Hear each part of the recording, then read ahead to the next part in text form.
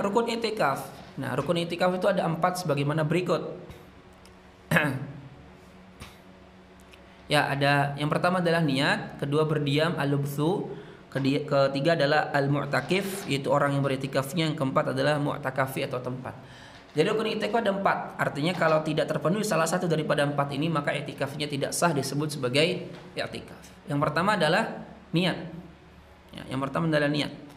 Nah, orang yang hendak beriktikaf wajib untuk berniat, ya, dan tidak dianggap beriktikaf jika tidak berniat. Ya, boleh juga kita berniatnya pas lagi sholat. Pas lagi sholat, contohnya kita lupa belum berniat i'tikaf, maka kita niatkan i'tikaf, boleh? Boleh. Dengan catatan tidak dilafadzkan. Kalau dilafadzkan yang jelas sholatnya batal. Cukup dalam hati. Jadi niatnya ya, saya niat i'tikaf sunnah, selesai. Ya.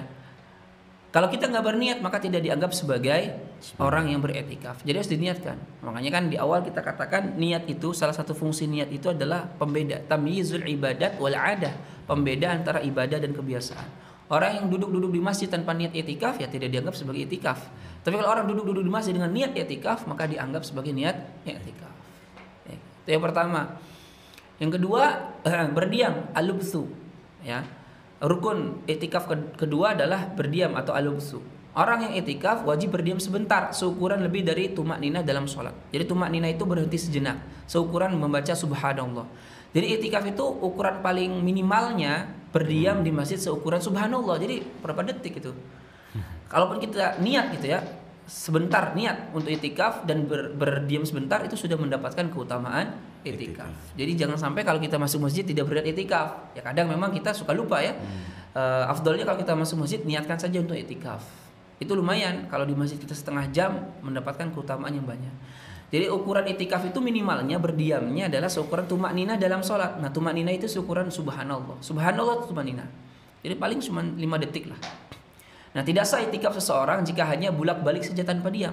Jadi kalau dia masuk satu pintu, keluar pintu lagi. Nah, kalau itu tidak disebut sebagai al-lubthu berdiam, itu bolak-balik namanya. Orang nggak tahu lagi ngapain gitu. Nah, itu tidak mendapatkan keutamaan atau tidak sah disebut sebagai i'tikaf. Jadi harus ada berdiam sejenak seukuran subhanallah. Oke, itu rukun kedua. Yang ketiga, mu'takif, itu orang yang beriktikafnya. Nah, orang yang beriktikaf haruslah seorang, ini syaratnya, satu muslim. Artinya kalau orang kafir masuk ke dalam masjid maka tidak sah disebut i'tikaf. Nah, orang kafir masuk masjid itu hukumnya boleh, tentunya dengan izin dari kaum muslimin. Sekalipun orang kafir itu junub, ya boleh. Berbeda dengan kaum muslimin. Kalau seorang yang muslim junub masuk masjid gak boleh. Nah, kalau orang kafir boleh. Ya, hukum orang kafir masuk masjid itu boleh, tapi dengan catatan harus atas izin kaum muslimin yang ada di sana, yang tinggal di sana.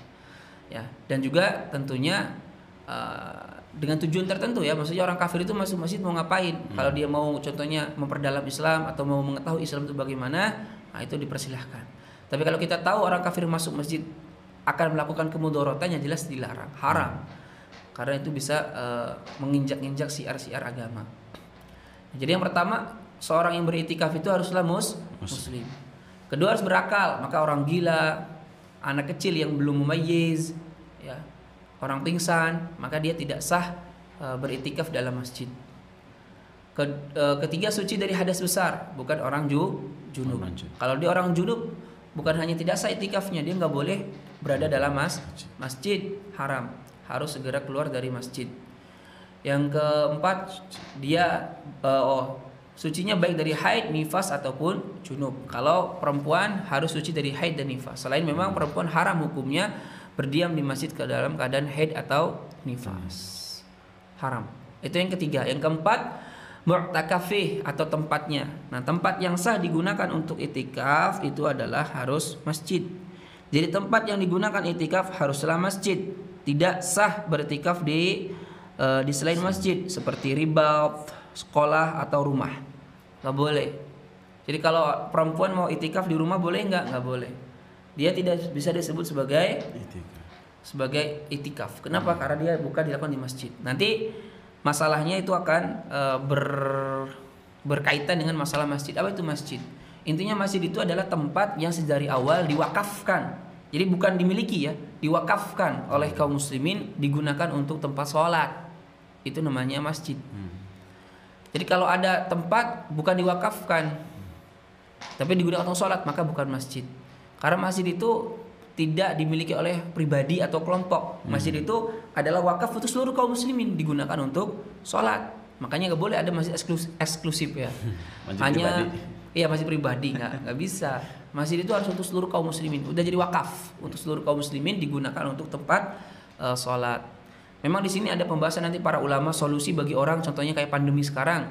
Bagaimana kita mau itikafnya kayak perempuan itu? Ya ada beberapa ulama mengatakan ya jadikanlah tempat rumahmu itu wakaf untuk jadi masjid contohnya. Ada yang begitu mengatakan begitu.